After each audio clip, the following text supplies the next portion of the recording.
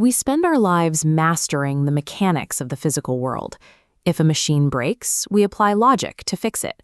If an obstacle blocks us, we apply force. But these exact strategies, logic, force, management, cause psychological gears to grind to a sudden halt. Career advancement, legal disputes, and financial hurdles require intellectual management. In the physical realm, we analyze variables and exert effort to reach a resolution. Applying these same tools to internal states like anxiety or grief creates a different result. Instead of resolving, the internal obstacles multiply. Look at this split-screen model of the human operating system. On the left is the outer world, where effort leads to resolution. On the right is the inner world, where that same effort generates a chaotic, compounding feedback loop. Psychological suffering occurs when we use the external operating system to process an internal event. This mechanical error turns simple internal data into a compounding loop. Using the intellect to audit consciousness forms the root architecture of the struggling mind. Modern culture mandates that we manage our feelings. We are told to control our emotions, reframe our distress, and aggressively practice positive thinking. For most of history, human effort was directed entirely outward. Survival required navigating the physical constraints of the street and the market, while internal sensations were left to resolve on their own.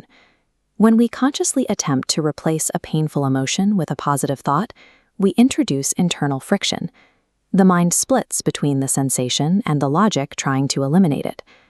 Trying to control a fluid emotional state with rigid logic is like trying to audit a biological reflex.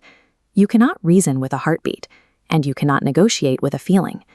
The mind functions through two distinct faculties. The first is anarvu, pure, unconditioned experiencing.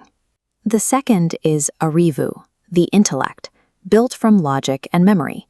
The intellect acts as an accountant, constantly trying to balance ledgers and fix deficits. But emotional space contains no ledgers. It only contains transient sensation. Intellectual attempts to fix the inner world sustain the trauma they seek to eliminate. To dismantle this trauma, we must define the biological divide between a natural emotional reflex and chronic psychological suffering. In this system, a thought is a spontaneous, unconscious biological event. It arises naturally in response to a stimulus and lasts only a fraction of a second. Because it occurs completely on its own, you hold no responsibility for it. It naturally expires. Psychological trauma begins with thinking. Thinking is the conscious, willful participation in that original unconscious thought. Evaluating, suppressing, or justifying the initial emotion creates a feedback loop. This artificially pumps life into an emotion that would have otherwise vanished. This conversion of natural fear into conscious anxiety causes physiological symptoms. Blood pressure rises and sleep is disturbed as the body reacts to the manufactured loop. Chronic emotional pain is caused exclusively by our willful conversion of a transient thought into chronic thinking. The source text illustrates this with a physician and his wife, paralyzed by the tragic loss of their only child. The death of the child is an unchangeable external tragedy, but their ongoing psychological paralysis is driven by an internal mechanism. Their initial, profound sorrow is a natural energy wave, a pure thought requiring no resolution. The trauma becomes chronic when the intellect tries to justify the sorrow. The parents decide it is their duty to suffer, believing it is an act of homage to the child.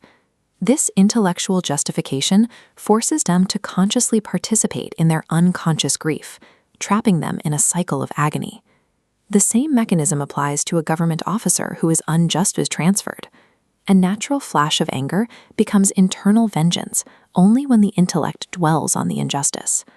Even in the face of tragedy, trauma is sustained when the intellect refuses to let a natural emotion expire on its own. If the intellect causes the struggle, who is the I that is attempting to manage, suppress, or liberate the mind?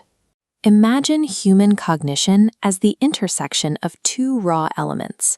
A flowing blue field of liquid merges with a kinetic stream of air to form a distinct, isolated sphere, a bubble.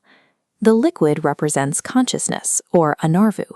The air represents the intellect, or arivu, which is strictly a collection of past data and memories. This bubble is the mind.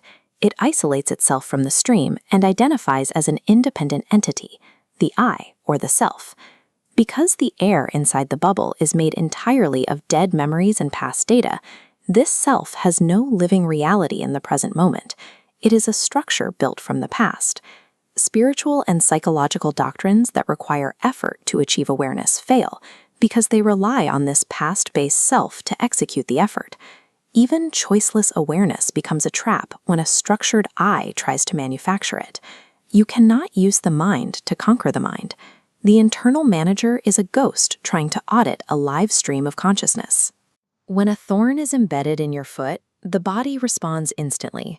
Blood cells rush to the site and the tissue swells. The pain and the swelling are the autonomous cure. These mechanisms are actively repairing the damage. Psychological pain, fear, and sorrow are the mind's autonomous healing mechanisms. We do not consciously micromanage our white blood cells, and we must not consciously micromanage our emotional data. Internal emotional pain is a self-cleaning biological process that becomes toxic only when the intellect tries to cure it. True surrender, or saranagati, requires accepting the mechanical reality of the mind. It is a submission to facts, not a deity. The liberated mind, or mukti, remains free because it no longer attempts to manage internal experiences. A liberated mind operates like a fast-moving, powerful river. It purifies itself naturally through its own unrestricted, continuous movement. This creates a specific daily protocol. The intellect must be applied to the outer world to solve physical, legal, and financial problems. In the inner world, the protocol is zero intervention. The intellect must be barred from managing internal feelings. Recognize fear or sorrow as an unconscious thought and let it expire without evaluation. Confronting your absolute helplessness over the inner world ends the struggle. That ending is the liberated mind.